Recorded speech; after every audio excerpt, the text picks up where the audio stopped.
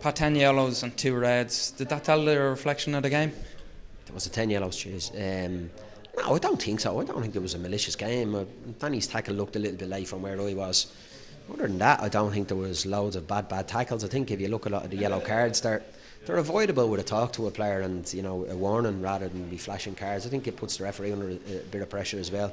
And that's probably what happened with Gavin Pearce. He's put himself under pressure by booking him, and he's had to book him again. So I don't think it shows the way the game was played, to be honest. No. Spoiled the game a bit though, didn't it? It's usually an intriguing affair between Bohs and Sligo Rovers, isn't it? Yeah, it is, and you know, we go down to 10 men early, so we've got to defend a little bit more, and they go down to 10 men, and you know, it's difficult then for there's a lot of players in the middle of the park. There wasn't a lot of space, so normally with us and them, it's normally a bit of a ding dong game, whether it's be here or up in the showgrounds, and tonight probably wasn't like that, but I mean, we can't complain too much. We've taken 4 points out of 6 of them, so I'm happy enough for that. And young Danny Joyce making his full debut tonight. Do you think he showed a little bit of a lack of experience, or was it a deserved red card? I'd like to see it again. I don't know. It's from where I was, it looked like a red card. I thought he was a little bit late and his foot was out straight. So, but look, he's got to learn from that. He is a young lad. His first game, enthusiastic. He's, like I said, he's got to put that in the back of his mind and sort of think about, you know, early in games, particularly in conditions where, you know, a little nick of the ball leaves you vulnerable to that sort of thing. So if he learns from it, well then it's not. I'm not saying it's worth it, but if he learns from it, then it'll be good for him. The last time Sligo came here, someone would have said that they were unbearable. We did much better than against them this time. Yeah, I thought the work rate of players tonight was fantastic, and when we did have the ball, we kept it quite well. Some good patches. I thought we started the game really well until the sending off and changed the shape a little bit, but I can't fault the players. The players have been brilliant. I think everybody that looks at them knows that the amount of work and effort that they're putting in is fantastic at the moment. Chris O'Connor, how is he? Yeah, he's bad. He's split his bottom lip. There's a fair gash in it, and 2 of his teeth have gone into his top lip, so he's having surgery at the moment where he's going to need a bit of plastic surgery as well, so well, hopefully he's going to be okay. He's very brave, in fairness to him, so we'll wait and see, but hopefully he'll be okay. And you had quite a few young kids who we haven't seen in around the first team on the bench tonight. That probably wasn't ideal though, was it, coming into this match? No, well, I think we young Mark Riley and Shane Keeley have done really well for the reserves, and like we said with everybody, you know, we want to try have a look at everybody if we can over a period of time.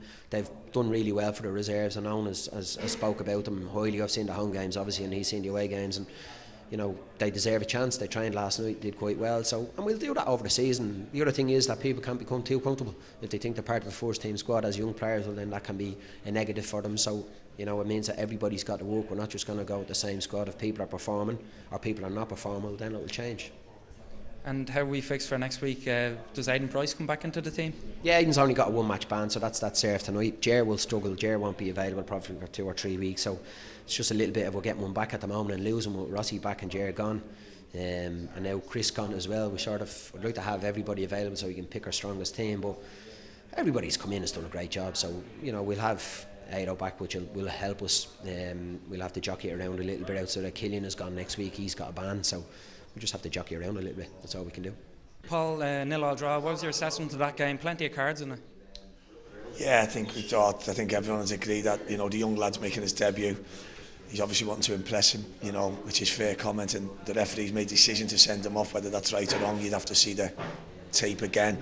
You know, and from there he's just made a precedent to just book everyone and reds and yellows, and apart from the young lad's tackle, it wasn't a bad tackle in the game. So to have someone said there was 10 yellows and 2 reds, it's just ridiculous, you know. And in the end, does it spoil the game or not? You know, usually at the game you could decide for yourself. And the tables have turned a little bit on the 2 teams this season because you now have the better squad than Bohemians. Bohemians got some good players, mate. Don't worry about that. Bohemians got plenty of good players. They're a very strong team. They're very hard to beat. You know, Pat sets them up very well organised and very disciplined. You know, they're hard to create chances against them. When you do create a chance or two, you've got to put them away, because if you don't put them away, it'll come back to haunt you.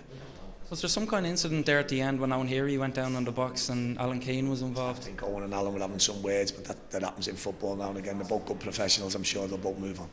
And just looking at Sligo Rovers this season, you know, you're expected to do well, you know, being around the top of the league. Has that heaped more pressure on you and the squad from the fans and from everybody? I think when you get involved in football and you're employed at football clubs, if you're not prepared to have a bit of pressure, you shouldn't be in the job. You know, there is more pressure on us this year. A lot of the pressure we've created ourselves from doing so well last year. it's a pressure we feel we can live with. You know, but I think as you see yourselves in a lot of games, there's nothing in the games. Between a lot of the teams near the top of the table, there's nothing. There's an odd goal decides most games, and when you score it, you've got to make sure you keep a clean sheet. I think it's 4 years now that you've been in the league. Did you expect to be here at this stage when you first came in? I enjoy being in the league. It's a good league. You know, referees tonight like Damien, he's gone out and done his best. You know, we shouldn't clash and hold things personally against each other. You know, I make bad decisions as a manager. I pick bad teams. I think Damien's made a couple of decisions tonight that aren't great, but you shake hands and you move on to the next game. I think it's a strong league. There's good players in the league, and long may it continue, you know, thriving.